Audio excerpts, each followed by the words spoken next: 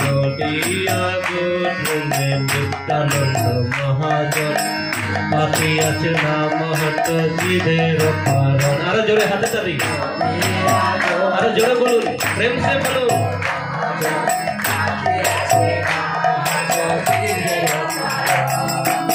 আপনারা সবাই জানেন শ্রী মায়াপুর নবদ্বীপ ধাম আপনারা গেছিলেন, ওখানে 9টা দ্বীপ আছে। 9টা দ্বীপের মধ্যে একটা দ্বীপ হলো গদ্রুম দ্বীপ। সেই গদ্রুম দ্বীপে ভগবান নিত্যানন্দ মহাপ্রভু একটা হাট খুলেছে। কিসের হাট? নামের হাট। নামের হাট পেতে গদ্রুমে নদিয়া হরিনাম, ওই জন্য বলছে নদিয়া গদ্রুমে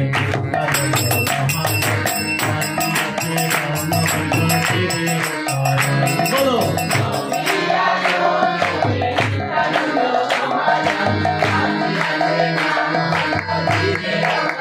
এবার বলছে এই হরিনামটা কারা নিতে পারবে সেটার বলছে কেন, ঠিক আছে?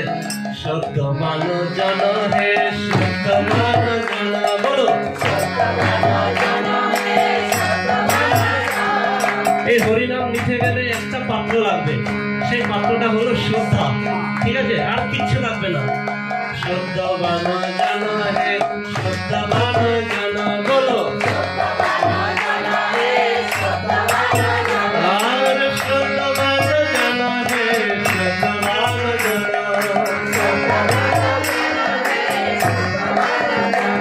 তাই জন্য আমাদের সবাইকে শ্রদ্ধাবান হতে হবে। ভক্তির স্তর আছে, অনেক স্তর আছে। প্রথমে কি আছে? শ্রদ্ধাবান লবতে জ্ঞান, আধৌ শ্রদ্ধা। প্রথমটা হলো শ্রদ্ধা, এটাই হলো সবচেয়ে প্রধান মুখ্য নাম্বার 1। শ্রদ্ধার পরে তারপরে অন্য কিছু আসবে, ভক্তি, নিষ্ঠা, রুচি, প্রেম। আগে শ্রদ্ধা, আদৌ শ্রদ্ধা। এই জন্য বলছে শ্রদ্ধাবান জন হে শ্রদ্ধাবান জন, আর নিতাই পাতি আছে নাম হত জীবের কারণ। নিতাই পাতি আছে নাম হত জীবের কারণ। কে পেতেছে এই নাম ঘটনাটা? কে পেতেছে আপনাদের জানা আছে? বলুন সবাই, একটু আমার সঙ্গে সঙ্গে কথা উত্তর দেবেন, ঠিক আছে? নাহলে মজা আসে, আনন্দ হবে না। কে পেতেছে এই ইয়েটা? কে? এভাবে চুপ থাকলে হবে না তো। নিত্যানন্দ মহাপ্রভু পেতেছে। নদিয়া গোত্রে নিত্যানন্দ মহাজন পাঠিয়াছে নাম হত জীবের কারণ।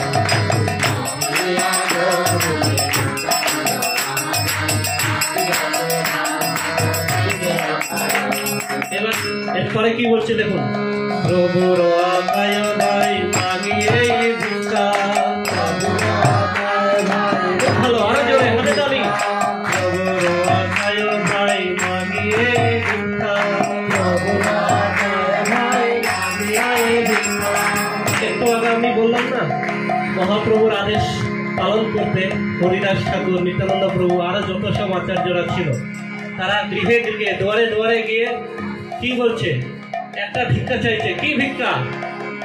প্রভুর আজ্ঞায় ভাই মাগিয়ে ভিক্ষা।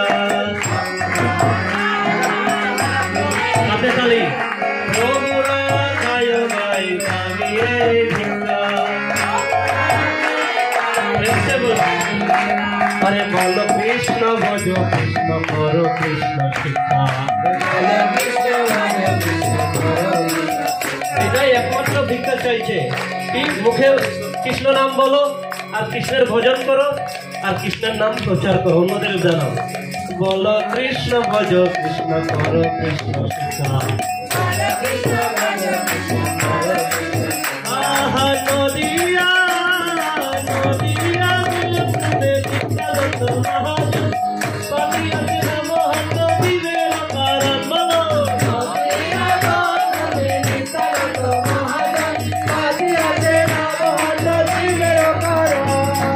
এরপরে কি বলছে?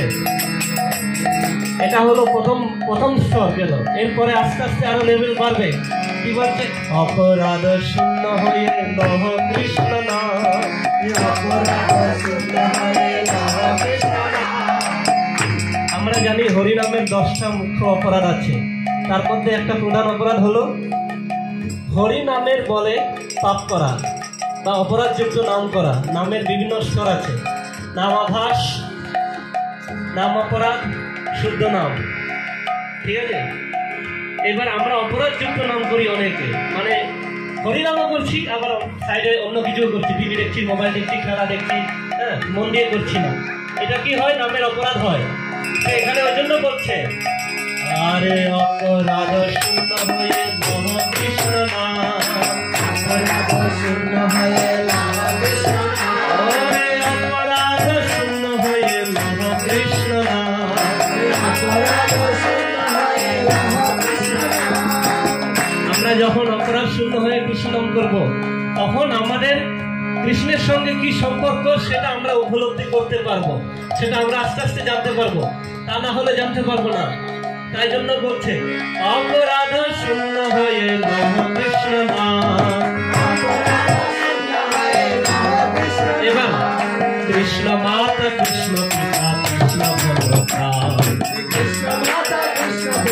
বলুন হাতে তালি, কৃষ্ণ মাতা কৃষ্ণ পিতা কৃষ্ণ বলরাম। এই লাইনটার অনেক গূঢ় অর্থ আছে।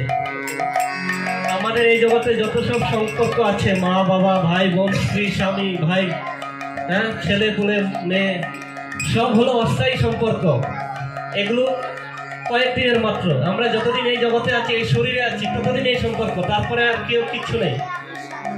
হ্যাঁ, আর একটা জিনিস আমাদের স্থায়ী থাকবে, সেটা কি? কৃষ্ণের সঙ্গে সম্পর্ক।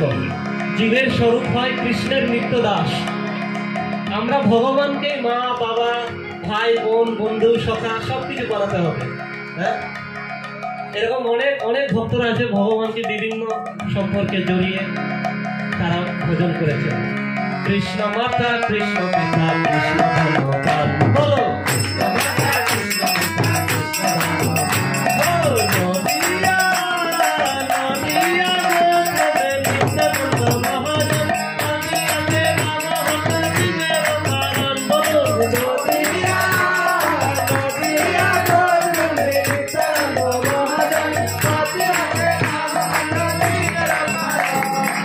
এরপরে শুনুন কি বলছে, কৃষ্ণের সংসার করো ছাড়ি অনাচার।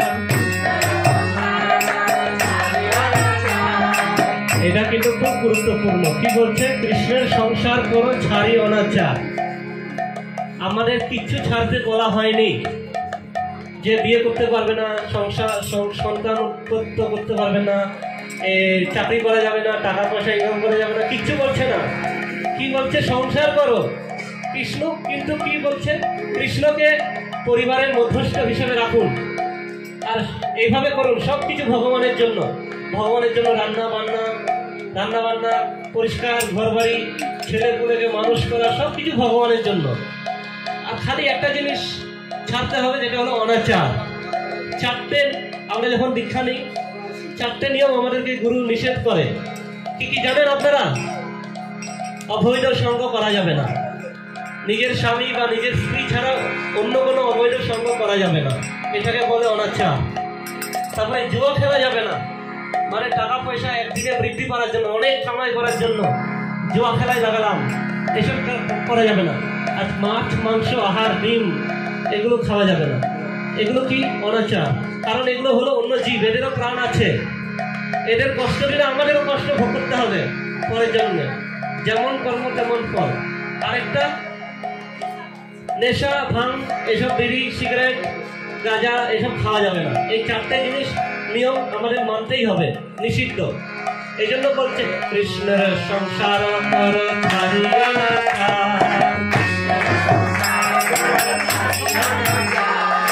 কৃষ্ণের সংসার কর ছাড়িয়া অনাচার। হাতে তালি। আরে কৃষ্ণের সংসার কর ছাড়িয়া অনাচার।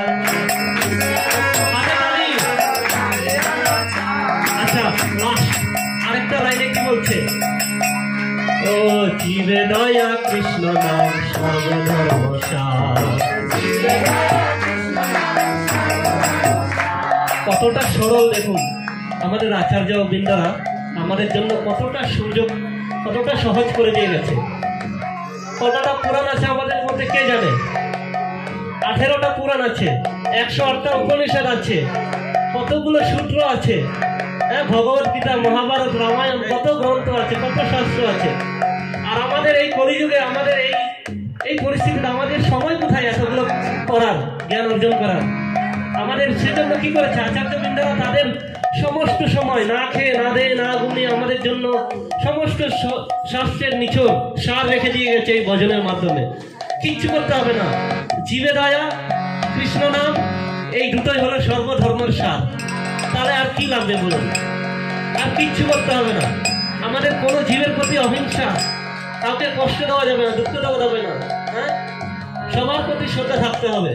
আমাদের পূর্বে অনেক আচার্য আছে, জীব দেখলেই প্রণাম করবে, যে কোনো জীব হোক, সাপ, ব্যাং, সাপ, বাঘ। আর যখন আমাদের অন্য জীবের প্রতি প্রেম হবে, তারাও আমাদের সঙ্গে প্রেম করবে, কেউ কাউকে মারবে না, খাবে না। জীবে দয়া কৃষ্ণ নাম সর্বধর্ম সার।